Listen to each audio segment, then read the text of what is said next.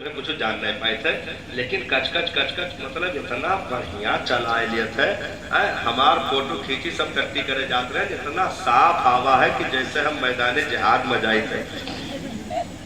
बहुत clear photo आवा है, जबरदस्त लड़का, बिल्कुल हीरा है। हीरा है।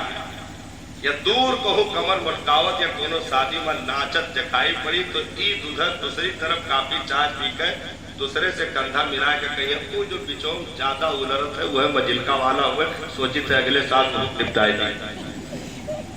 हाँ, ये कामयाबी है हमारी। ना अभी कुरान सुन लिया जाए तो एक भी जबान पर सही सूरतें जारी नहीं हो सकती। कुल हुवल्लाहु अहद अल्लाहु समद लम यलिद वलम यूलद वलम यकुल लहु कुफुवन अहद, ये तो पूरा गांव पढ़ लेगा। लेकिन सही मखारिज के साथ जैसे कुरान पढ़ा जाता है, ऐसे आपकी नस्लों की जबान पर क्यों नहीं जारी हुआ? बिस्मिल्लाहिर्रहमानिर्रहीम। क्यों नहीं हमारी नस्लें पढ़ सकती हैं? मदरसे ही में हम लोगों का कयाम है। आज हम चुड़ैल का नाम नहीं लेंगे, कल तो बड़ा हादसा होगा। मदरसे ही में कयाम है। जितने बच्चे मदरसे में आ रहे हैं ना, उतने बच्चे दूसरे गांव में मदरसों से बाहर एक नंबर के छुट्टी लेके घूमत। हाँ, कहां गए सब बच्चे? हमें फिक्र नहीं।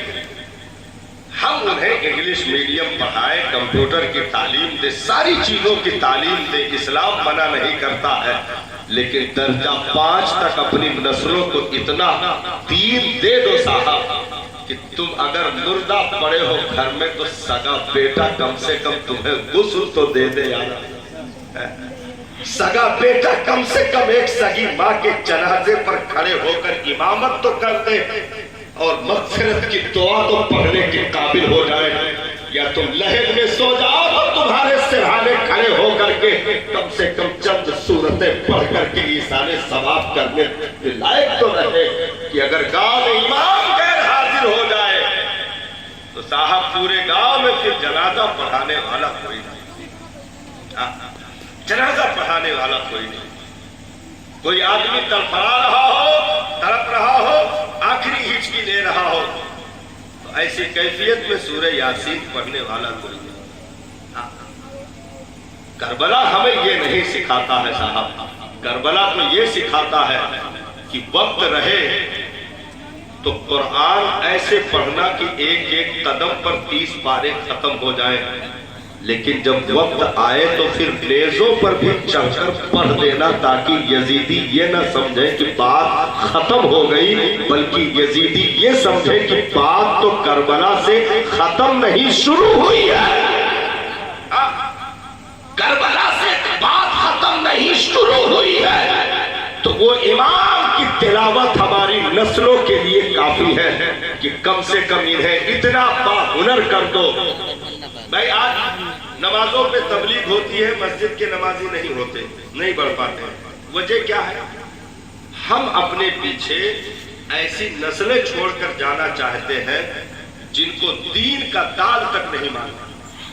सकरड़िया वालों के लिए हम नहीं कह रहे हैं, दूसरे गांव वालों का। यहाँ तो सब पढ़े लिखे लोग। हम दीन का दाल भी नहीं सिखाना चाहते। निकाह के मौका पे लड़के ने अंगूठा दिखा दिया ताकि मौलाना साहब, अब मौलाना साहब एक कलम से जो कई पेपर लिख सकते थे, ये जाहिल आदमी के अंगूठा पर इतना रगड़िन की आधी दिखिल काली थी। लगाने के लिए बेटा लाओ फार्म अंगूठा लगाए। हमने कहा ऐसे फार्म हटाओ, एक बाप का बुलाओ, पहला अंगूठा इसके बाप के मत्थे पर लगवाओ और बताओ कौन को ये वो जलील है जिसने 22 साल जवान की जिंदगी को लूट लिया, बर्बाद कर दिया और इस टेक्निकल दौर में उसे अंगूठा टेक कर दिया।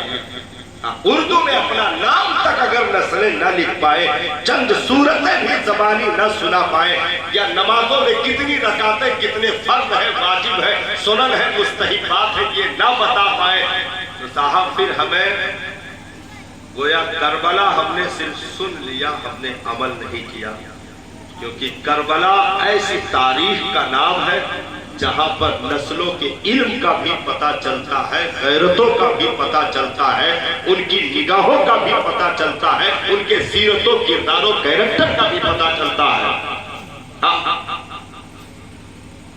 نہیں، رومیوں نے حضرت خالد بن الولید سے جو شرط لگائی تھی اور کہا تھا کہ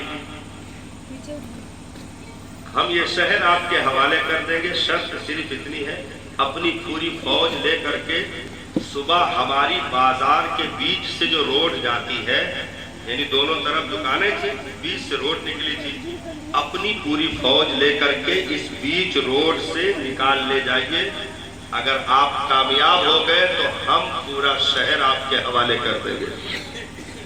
حضرت خالد بن الولید نے رات کی تاریکی میں اپنے ساتھیوں کو اکٹھا کیا اور کہا کہ ساتھیوں، یہ بہت بڑا چیلنج آیا ہے، میدان جہاد سے بھی زیادہ آزمائش کا یہ مقام ہے، کیونکہ یہودی جو سازشوں کے جال بچھائے ہیں وہ ہمارے قدموں کی زنجیر بننے کے لیے کافی ہے، لیکن میرے ساتھیوں یاد رکھنا، اگر ہم تنہا بہک جائیں تو فکر نہیں ہے، لیکن فکر اس بات کی ہے کہ ہم بہکیں گے تو پیچھے نسلیں کھو جائیں گی۔ ہم اگر ڈگمگائیں گے تو صداقت پر بھی انگلی اٹھے گی، عدالت پر بھی انگلی اٹھے گی، سخاوت و شجاعت پر بھی انگلی اٹھے گی، صحابہ کو گالیاں دی جائیں گی۔ ہم اگر بہکیں گے تو میرے نبی کو گالیاں دی جائیں گی، ہم اگر بہکیں گے تو قرآن کو گالیاں دی جائے گی، ہم اگر بہکیں گے تو اسلام کو گالیاں دی جائے گی۔ ہمارا وجود قیمتی نہیں ہے، ہم اگر سنبھل گئے تو قرآن کا جو ہے پرچم اونچا ہو جائے گا، ہم اگر سنبھل گئے تو اسلام کا پرچم اونچا ہو جائے گا۔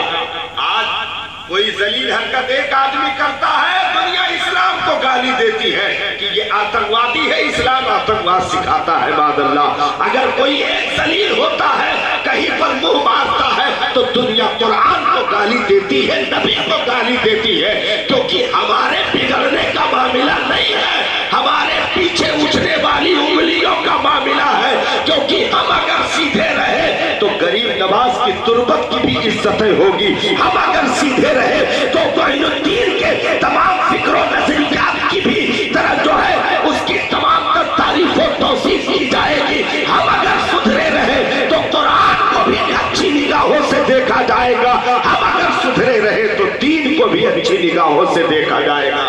سبحان اللہ، بے شک سبحان اللہ۔